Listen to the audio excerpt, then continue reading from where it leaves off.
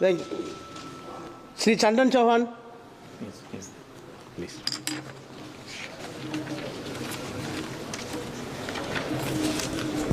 धन्यवाद सभापति महोदय। आपने रेल संशोधन विधेयक 2024 के में बोलने का मेरी पार्टी की ओर से अपने नेता आदरणीय जयंत चौधरी जी और लोकसभा क्षेत्र बिजनौर की सम्मानित जनता का धन्यवाद देता हूं कि उन्होंने आज इस महत्वपूर्ण विषय पे बोलने का मौका दिया। मान्यवर, इंडियन रेलवेज एक्ट 1890 और द रेलवे बोर्ड एक्ट 1905 इन सब की बातों को सरल करते हुए जो ये संशोधन विधेयक लाया गया है, मैं इसका अपनी पार्टी की ओर से और अपनी ओर से समर्थन करने का काम करता हूं।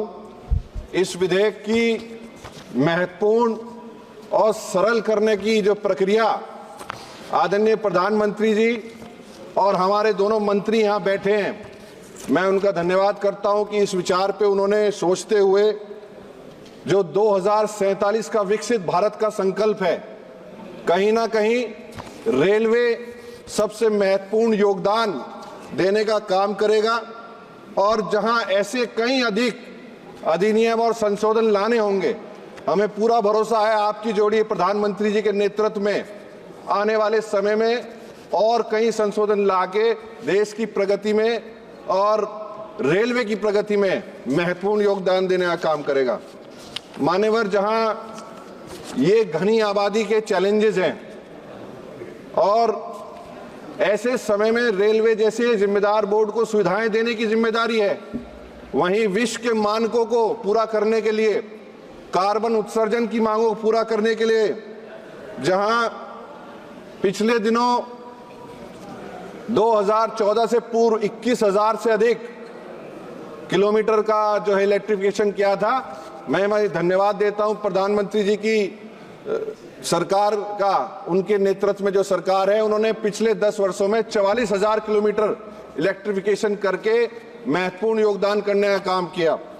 मान्यवर, मैं ज्यादा समय नहीं लेना क्योंकि यहाँ सभी सम्मानित सदस्यों के विचार आदान प्रदान हुए। मैं अपनी बातों को हमारे सीकर के सदस्य हैं उनकी बातों से जोड़ता हूँ। निश्चित रूप से हर जगह रेलवे लाइंस को हटाया जा रहा है, अंडर पासिस बनाए जा रहे हैं।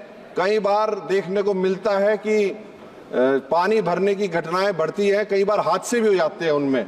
इस विषय को मैं भी मजबूती से आपसे मांग करूंगा कि ऐसी घटनाएं ना हो और अगर उसमें कुछ शेड की व्यवस्था हो जाए तो निश्चित रूप से उसका लाभ होने का काम होगा। मैं आदरणीय अश्विनी वैष्णव जी का, क्योंकि विशेष लगाव उन्हें बिजनौर लोकसभा से और रहता है, और उनका धन्यवाद कर माननीय 1 मिनट का, उन्होंने हमारी जो वंदे भारत का जो मांग थी स्टॉपेज की नजीबाबाद की, उसको मांग लिया। मैं इसके लिए धन्यवाद करना चाहता हूं।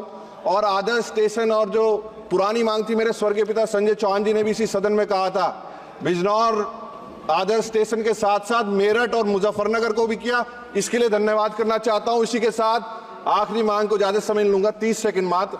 माननीय सभापति जी, जो हमारी सरकार की योजना है हमारे पवित्र स्थानों को जोड़ने के लिए, एक हमारी दौराला हस्तिनापुर और बिजनौर विदुरकुटी होते हुए अगर उस मांग का डीपीआर बन गया है, आदरणीय सभापति जी आपके माध्यम से मंत्री जी और सरकार इसे स्वीकार कर ले तो निश्चित रूप से जो अमृत भारत और विकसित भारत का संकल्प है, इसको हम पूरा करने का हासिल करेंगे। मैं इस विधेयक के समर्थन में आपने मुझे बोलने का मौका दिया, मैं बहुत बहुत धन्यवाद आभार व्यक्त करता हूँ। श्री बी सेल्वराज।